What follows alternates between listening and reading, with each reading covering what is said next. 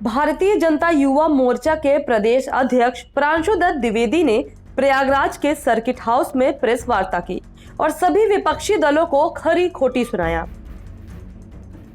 आपको बता दें कि उत्तर प्रदेश में विधानसभा चुनाव से पहले सभी पार्टियां जातिगत कार्ड खेलना शुरू कर दिया है। बीएसपी हो, समाजवादी पार्टी हो या फिर भाजपा, सभी लोग अब ब्राह्मण समाज को साधने में लगी है।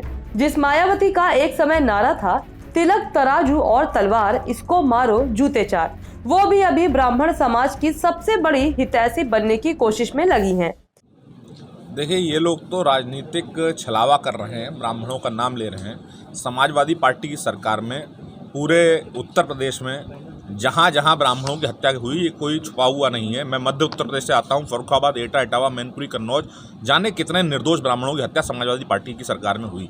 तो समाजवादी पार्टी तो ब्राह्मणों के विषय में कुछ बोलने की हकदार नहीं है।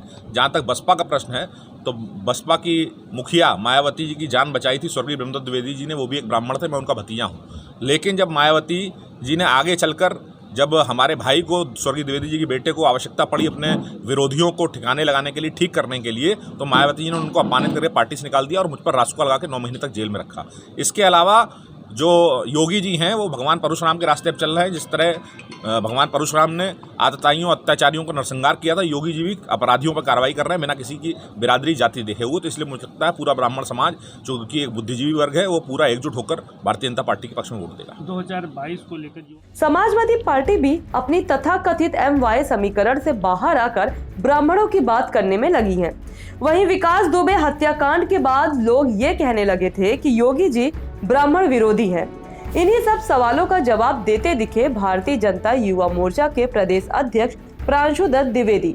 उन्होंने प्रेस वार्ता में कहा कि बहुजन समाजवादी पार्टी हो या समाजवादी पार्टी, ये दोनों पार्टियां ब्राह्मण समाज के लिए कुछ भी नहीं किया है। अभी जब इलेक्शन नजदीक है तो ये दोनों पार्टियां ब्राह्मण समाज का हितैषी बनने का सिर्फ दिखावा कर रही हैं। योगी आदित्यनाथ और बीजेपी ही ब्राह्मण समाज और सभी जाति धर्म के लिए सोचती हैं और कार्य करती हैं। उनकी सरकार में तो कानून नहीं, गुंडा राज था, तो जाहिर सी बात है उनको गुंडा राज नहीं दिख रहा है, तो परेशान हो रहे हैं, चिंतित हो रहे हैं, क्योंकि सरकार में आने का कहीं नामो निशान नहीं है। मुझको लगता है कि 15-20 सीटों में सिमट जाएंगे, इसलिए इस तरह ट्वीट कर रहे हैं। विपक्ष चक्रव्यूह बनाने की तैयारी कर रहा है, सभी मिलकर ये कह रहे हैं भाजपा को हराना है, तो कैसे चुनौती से निपटेंगे? तो इससे सिद्ध होता है कि भारतीय जनता पार्टी का किसी से मुकाबला नहीं है। 350 सीटें हम लोग जीतने वाले हैं और जनता का साथ है, जनता का सहयोग है। नौजवान आगे आगे योगी जी, मोदी जी को लेकर चल रहा है, तो इस प्रकार जीतेंगे। SC/ST का दुरुपयोग बसपा सरकार को इस समय नहीं हो रहा है?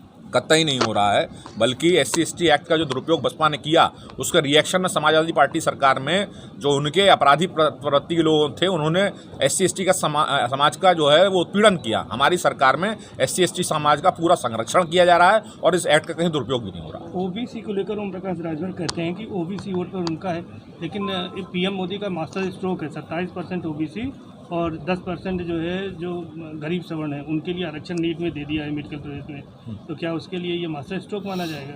नहीं, जो भी नीतियां हैं, देखिए, चाहे पिछड़े समाज के लिए हों, चाहे आर्थिक रूप से पिछड़े सवर्ण समाज के लिए हों, हर नीति में मोदी जी ने, योगी जी ने सब समाज को साथ लेने का प्रयास किया है और हर व्यक्ति जिसको आवश्यकता है उसको आरक्षण देने का भी काम किया। इसलिए मुझे लगता है कि सब लोग भारतीय जनता पार्टी के साथ रहेंगे।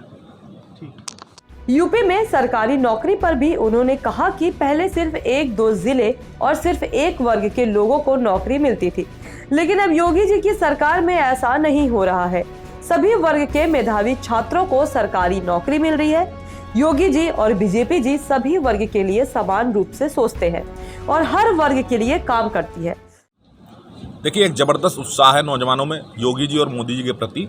उसका कारण है, पिछली सरकारों में जो नौकरियां आती थीं वो 1-2 जिले के लोगों को मिलती थीं और एक ही बिरादरी के लोगों को मिलती थीं।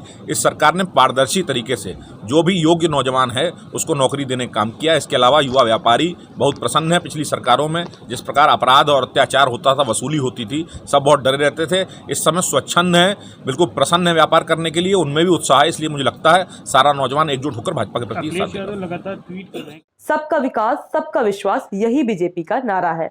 इस चैनल को देखने के लिए आप इसे लाइक, शेयर और